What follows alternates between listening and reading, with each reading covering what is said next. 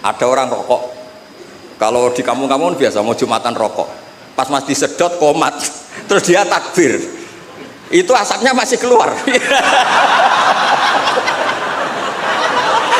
Nah itu batal enggak? Wah, saya bilang saya ada ikut mati rokok kok disuruh mikir hukumnya. Ya pikir sendiri kamu di kono. Redaksinya gini, wa inna wa ta'ala baha itu dari kata baha yubahi muhat. Baha bikum malaikata. Allah itu begitu bangganya dengan kalian. Bumi itu adalah nyuwun sewu tempat maksiat, tempat macam-macam. Tapi ternyata yang baca tasbih banyak, yang iman banyak, yang sujud banyak. Kamu malaikat wajar sujud. Di sini nggak ada maksiat. Wassalamualaikum wabarakatuh. Bismillahirrahmanirrahim. Tabarakalladzi nazzala al-furqana ala 'abdihi liyakuna lil 'alamin nadhira. Allahumma shalli wa sallim wa barik ala sayyidina maulana Muhammadin alladzi qala wa fi haqqi laqad ja'akum rasulun min anfusikum azizun 'alaihi ma anittum harisun 'alaikum bil mu'minina raufur rahim. Amma ba'du, yang sangat saya hormati Bapak Quraisy Shihab beserta ibu dan keluarga, Habib Ali beserta keluarga, Habib Husain beserta keluarga. Ini hadir juga Bapak Ahsin Sakho, semuanya yang saya hormati. Ini juga hadir Mas Lukman Saifuddin yang dulu menteri ngurusi agama. Juga ada Mas Majdi yang dulu gubernur, juga ahli tafsir. Jadi ahli tafsir itu ada yang jadi gubernur. Jadi kalau anak PSG jadi ahli tafsir juga bisa jadi apa? Gubernur. Yang terakhir ini, saya semua di sini Syafi'i madhabnya, kecuali Pak Mukhlis Hanafi ini. Jadi ini orang Hanafi yang disusupkan. Semuanya Syafi'i kecuali Pak Mukhlis. Namanya Mukhlis Hanafi. Jadi begini, saya tadi sudah matur sama Pak Kures atau Abi Kures. Di sini itu para akademisi. Yang model wali itu hanya saya, makanya saya nanti model wali. Makanya tak bawakan wiridan tadi. Saya takut kalau intelektual itu terus kayak Pak Mukhlis itu ingin bikin PSG itu besar, terus ngundang orang diatur-atur, disuruh ngomong. Itu udah gaya wali itu. Grand Sheikh, semuanya dilibatkan. Ya, terus diatur, ngomongnya harus ini, begini, begini. Itu termasuk masalah itu. Begini Pak Kuresa, tadi sudah pamit sama beliau. Itu ada wiridan yang sering saya baca ngaji di Jogja di mana-mana. Ya tolong disimak sama nani model Ki Jawa, kemudian saya bawa takbir, bawa ibarat. Karena ini lembaga akademik, jadi harus otoritatif. Begini saya cerita muqaddimah. Dulu Nabi Nuh itu ketika kecewa sama kaumnya atau umatnya, itu melaknat mereka sampai mereka mati semua kecuali orang 80 yang ikut di Safinatin Nuh. Maka generasi yang sekarang masih itu semuanya turunannya orang mukmin karena tinggal 80 orang yang ikut di Safinatin Nuh. Sebab itu Quran mengistilahkan generasi yang sekarang itu dzurriyyataman hamalna ma'anu. Jadi kita punya dua status, satu ya Bani Adam di Quran, kedua dzurriyyataman hamalna ma'anu. Dan nikmatnya ada kapal itu dikenang di surat Yasin, wa ayatul lahum anna hamalna dzurriyyatahum fil fulkil mashhun. Jadi kita sekarang ada itu berkahnya dimuat di Safinatin Nuh, di kapalnya Nabi Nuh. Beberapa kiai nerjemah perahu tapi dikomplain, rak kecil gitu. Makanya saya tuh ngaji saya tuh perahu Pak Kures, tapi harus bilang kapal karena kalau perahu dikomplain apa? Kecil. Repot, musa pakar-pakar kayak Pak Mukhlis itu repot karena pikirannya itu analisis. Jadi Allah saja dianalisis. Lah kalau saya model wali sudah lah, kalau hubungan dengan Allah itu ya subhanallah wa bihamdi adada khalqi wa ridha nafsi wa zinata arsy wa midada kalimat. Yang kedua ada tasbih subhanallah mil al mizan wa muntahal ilmi wa mablaghur ridha wa zinatal arsy. Nah, semuanya saya hormati yang hadir di sini, termasuk yang mungkin tidak pinter bahasa Arab, tapi ya tetap pinter. Saya itu punya kenangan terburuk Ketemu orang goblok itu satu Pak Kores. Saya ini kata orang banyak kan pinter. Terus kata orang-orang gini, Gus ngaji tafsir susah apa? Enggak, susah. Kalau menghindari barang susah itu berarti pinter. Berarti yang tidak mengkaji tafsir itu pinter karena menghindari barang susah. Wah, ternyata saya goblok karena menekuni barang yang susah. Jadi tidak semuanya orang tuh kagum sama Dr. Mukhlis Hanafi karena nekuni barang yang susah. Berarti itu ya enggak, saya tidak ngomong gitu. Ya ini saya baca, ini ada saksi, ada Abi Quraisy, ada beberapa orang yang menekuni. Amit Pak Mukhlis ini dari kitab Tafsir Ar-Razi. Tolong ini spesial untuk anak-anak yang di PSG maupun alumni PSG. Di antara yang diwahyukan sama Allah Subhanahu wa taala kepada Nabi kita Muhammad sallallahu alaihi wasallam adalah wasbir li hukmi rabbika fa innaka bi a'yunina. Muhammad, kamu sabar saja, menghadapi apa saja sabar saja. Karena kamu dalam pantauan kami, dalam lindungan kami. Itu di tafsir Ar-Razi atau At-Tafsir Al-Kabir disebutkan wasbir wabaddil al-la'na bit-tasbih. Wabaddil al-la'na bit-tasbih. Wasabbih bihamdi rabbik baddil qaulaka Allahumma ahlikum. Ala taro ila qauli ta'ala fasbir li hukmi rabbika wala takun kasahibil khut. Jadi intinya itu ada dua nabi yang ketika kecewa itu yang satu mutung itu ya kayak pengurus takmir yang mangkel terus mutung gitu kayak di desa-desa itu. Saya itu kan termasuk kiai induk di daerah saya, termasuk kiai induk. Sering dilapuri kiai takmir masjid mutung, nanti masuk lagi mutung lagi, itu biasa di. Nah itu jenis Nabi Yunus, beliau dakwah, kemudian mereka ada iman, beliau keluar dari komunitasnya terus terjadi sampai ditelan ikan. It'abaqa ilal fulkil masyhur. Nabi tidak boleh. Kamu jadi nabi tidak boleh mutungan. Jadi Pak Mukhlis kecewa apapun dengan anak-anak PSG nggak boleh mengundurkan diri. Lebih menekuni di Basnas harus nomor satu di sini itu. Terus kedua ada Nabi Nuh. Ketika kecewa melaknat mereka. Rabbila tadzar alal ardi minal kafirina daya. Habisi saja ya Allah, mereka ini pecundang, mereka ini mengkafiri engkau. Nah Nabi itu nggak boleh niru dua-duanya, nggak boleh. Kalau kecewa itu disuruh mengganti tasbih. Makanya tasbih itu wiridan yang luar biasa. Terserah tasbih kamu apa, misalnya tadi subhanallah bihamdi adada khalqi. Mungkin kita janggal adanya orang-orang nyun sewu, orang-orang nakal. Tapi itu kersane Allah. Nanti ada fungsinya sendiri menurut yang dikersane Allah. Saya beri contoh ya, sampean nggak usah tersinggung. Saya beri contoh.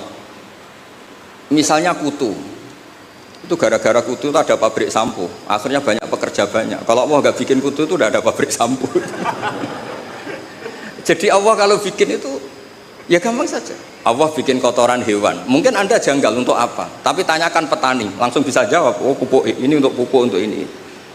Sehingga dalam iman itu khairihi wa syarrihi minallah. Kalau kamu nggak paham sirrul qadar, nggak paham rahasia Allah, ya sementing baca tasbih.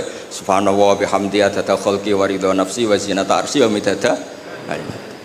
Jangan kalau tidak paham kemudian jadi orang kritis, itu kriminal itu dalam hubungan dengan Allah itu.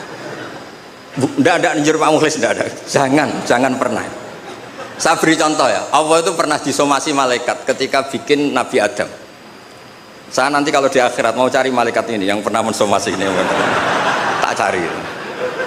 Malaikat ini tidak tahu kalau suatu saat di dunia ada PSG itu tidak tahu, menurutnya nggak tahu. Ketika Allah bikin Nabi Adam, itu kata malaikat, ataj'alu fiha may yufsidu fiha wasfikut dima. Mas, tolong Gusti dievaluasi lagi keputusan kau bikin manusia itu, dievaluasi lagi.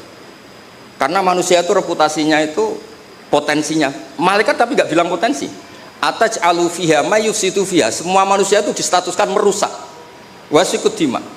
Ini jelas malaikat ini kata Imam Qurtubi ini tidak akabirul malaikat, tidak Jibril, tidak Mikael, tidak Israel, tapi awamul malaikat. Jadi bukan malaikat papan atas. Nah, berarti malaikat ini kan tidak pernah survei kalau ada orang di bumi ini yang nelkuni tafsir. Oh, monggo ahlan wa sahlan Habib Wakil Al-Mukanawar. Oh ya.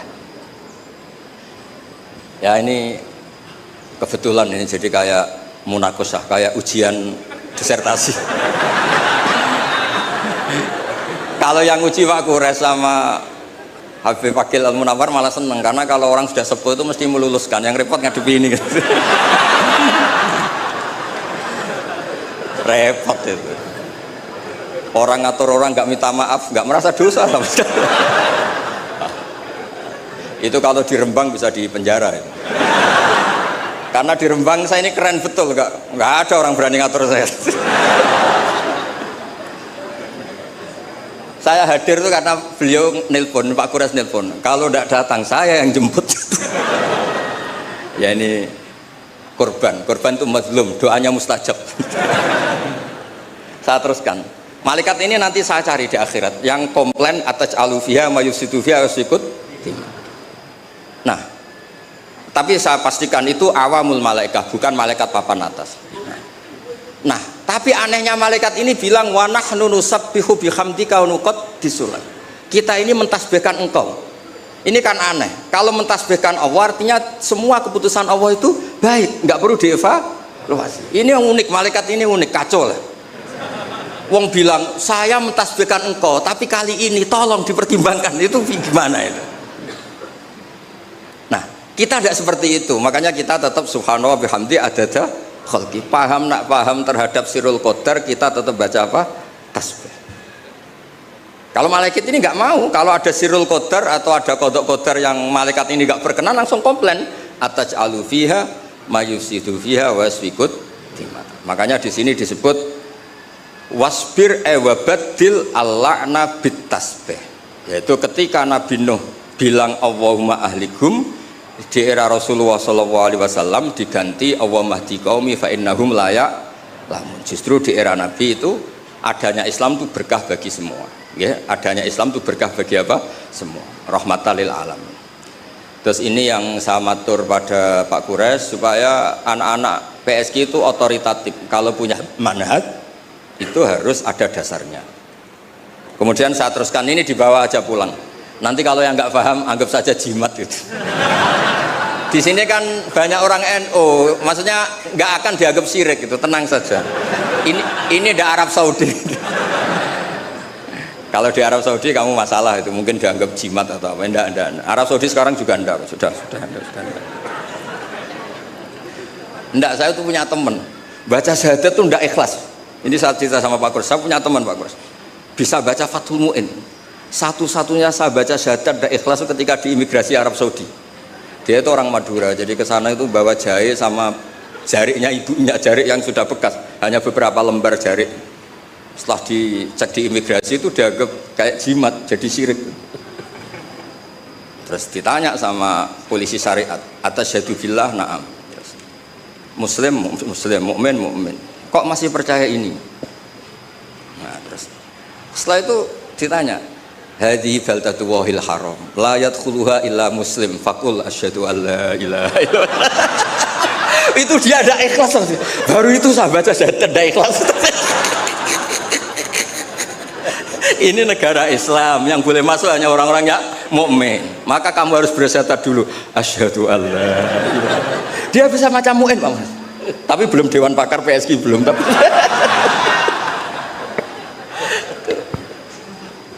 itu seumur-umur baru itu saya baca syahadat tidak ikhlas.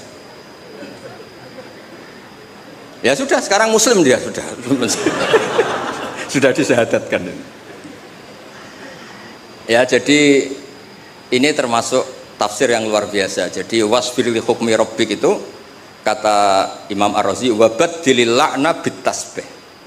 Jadi nabi-nabi dulu yang sebagian itu memutuskan Rabbil tadzar alal ardi minal kafirina dayara, era nabi kalau kecewa disuruh baca apa? Tasbih. Ini penting supaya kehidupan kita itu rileks. Ya saya ulang, ini penting supaya kehidupan kita itu rileks. Misalnya di beberapa daerah kiai itu tukaran. Saya sering kiai tukaran itu bagus. Setan itu yang kurang pengalaman. Orang kiai-kiai itu kan orang-orang soleh, punya saudara 5 tukaran semua, itu pindah Papua bikin pondok, pindah Medan bikin pondok, di Kalimantan malah pondok ada di mana-mana. Itu berkahnya tukaran. Nah, setan kaget, loh, tidak sesuai rencana ini. Karena kurang wawasan, setan ini kurang wawasan. Orang soleh kok. Jadi yang dulu satu titik tanah dipakai sujud, dipakai pengkajian Quran, gara-gara konflik kemana-mana. Termasuk beberapa orang yang nggak berani pulang di Jakarta di PSG itu ya di rumah bersih gitu. Jadi kalau Allah menghendaki orang soleh itu di mana-mana baik. Makanya Quran itu mengkritik setan itu inna kaidas syaitani kana dhaifan. Sebenarnya setan itu udah hebat-hebat banget. Wong zaman gini yang ngaji ya banyak. Berarti kan ini kegagalan setan. Itu gagal betul itu. Anda pemenang kan? Mungkin orang lain terganggu lah. Saat ini mungkin melakukan hal-hal yang nggak benar. Anda kesini ngaji itu menang.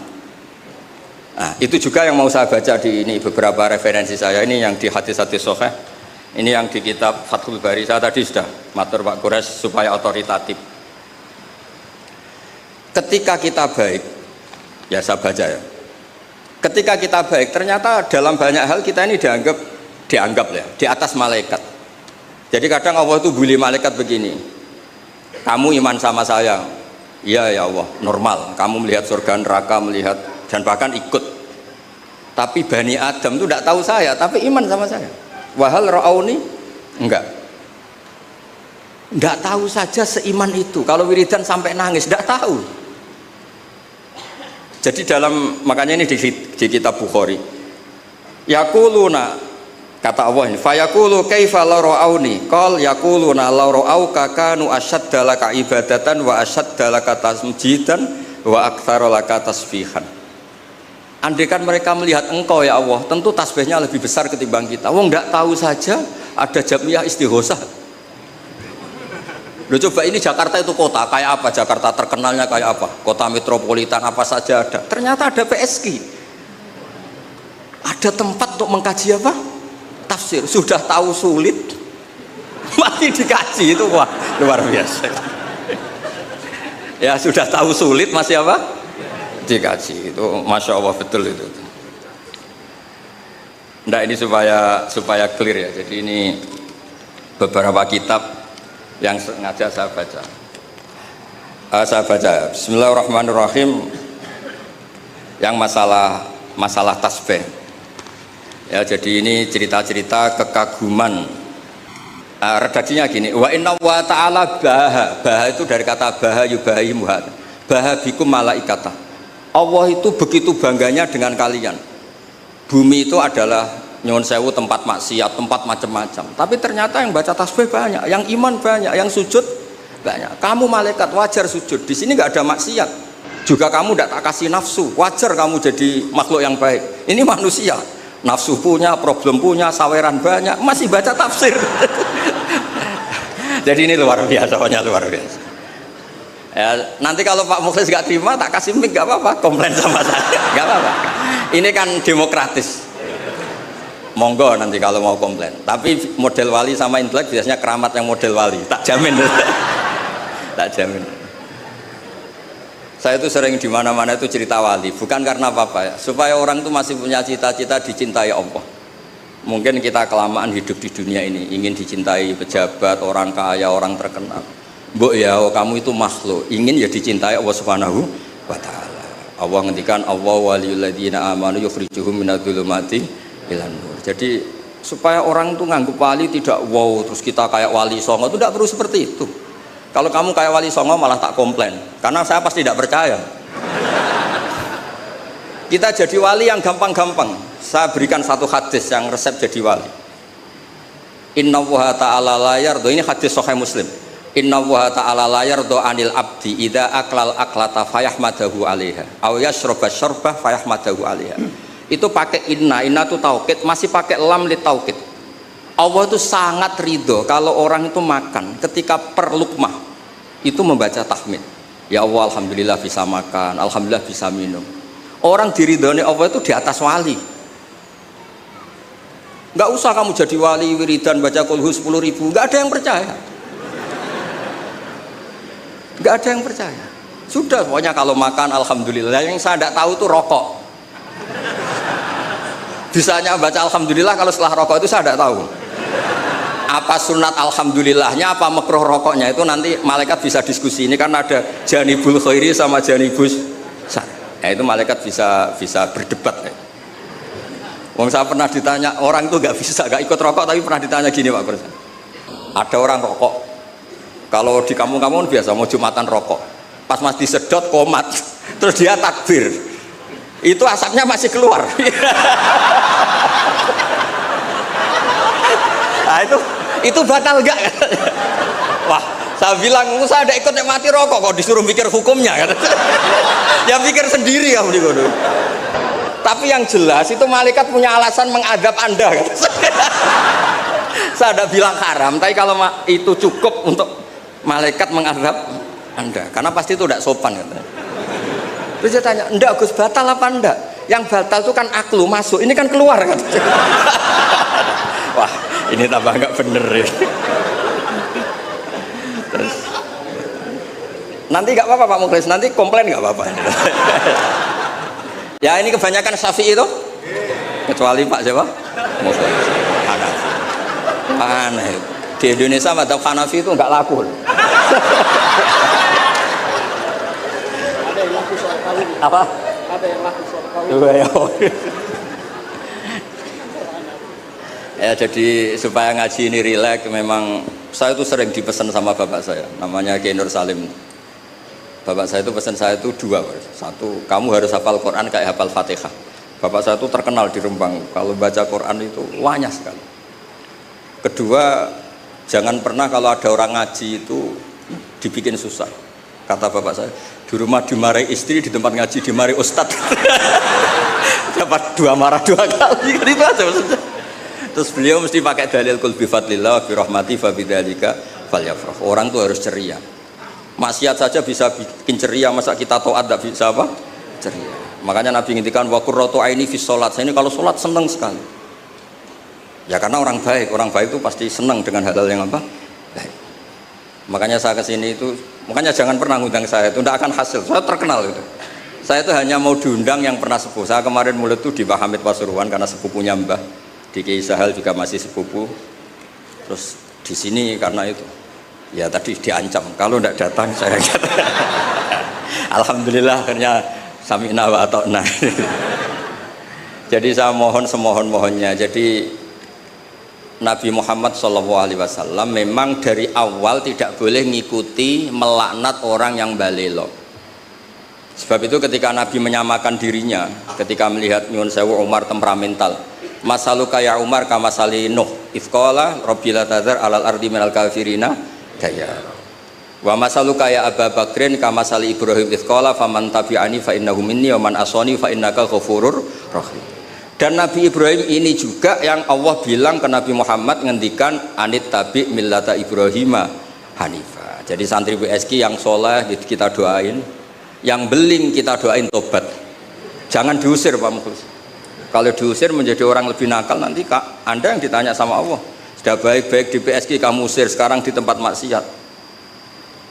Kita yang kena hisab. Karena syariat kita faman tabi'ani fa innahu minni wa man asani fa innaka ghafurur rahim. Kalau tidak bisa semua karena kita punya ghirah, punya bughdu alil ma'asi, misalnya kita orang soleh yang benci sama maksiat. Kamu ikut saja Nabi Isa. Ketika tidak bisa memilih, kembalikan ke Allah, yaitu bertasbih. Kata Nabi Isa, in tu'adzibhum fa innahum ibaduk wa in taghfir lahum fa innaka antal azizul hakim. Itu kan hamba jenengan Gus, itu ndak wilayah saya, monggo terserah jenengan. Wong kula ora melok gawe kok jenengan elok-elokno. Saya ndak ikut bikin ya monggo itu wilayah jenengan. Jangan ngambil sikap kemudian Anda itu salah. Misalnya begini, tanpa ngurangi hormat. Sayyid Abdul Hasan Asyadzili dalam satu mukasyafahnya itu ketemu Nabi Nuh sama Nabi Muhammad sallallahu alaihi wasallam. Itu Nabi Nuh kan melaknat orang kafir sampai habis. Kata Abdul Hasan Asyadzili, di Indonesia kan banyak thariqah Syadziliyah. Lau alimanuhun, andekan Nabi Nuh pirsa bahwa fi asla birijalil kufar itu ada gen-gen yang nanti menjadi muslim, maka nggak boleh dipasutkan karena nanti akan melahirkan orang-orang apa? Muslim. Kita tahu Abu Jahal punya anak Ikrimah, Abu Lahab punya anak Darrah, Walid yang musuhnya Nabi punya anak Khalid. Kita kan tidak pernah tahu. Maka ketika Malakul Jibal menawari Nabi Muhammad menghancurkan kabilah ya Abdu Yalil, juga beberapa kawasan di Mekah, di Hijaz saat itu, Kata Allah, Jibril bilangkan ke Muhammad, ingin mereka tak habisi apa Muhammad sabar. Terus kata Malakul Jabal, in syi'ta ya Rasulullah an udbiqa alaihim al-akhsyaban. Kalau kamu mau, ini 2 gunung mau sabarkan di sini supaya mati semua. Apa jawaban Rasulullah SAW? Bal arju ayyukhrijawah min aslafihim ma ya'budu wa la yusyriku bihi syai'an. Saya sebagai nabi tetap berharap meskipun bapaknya belum iman, anak cucunya apa? Iman. Dan itu yang dilakukan para wali songo, juga yang dilakukan di PSG.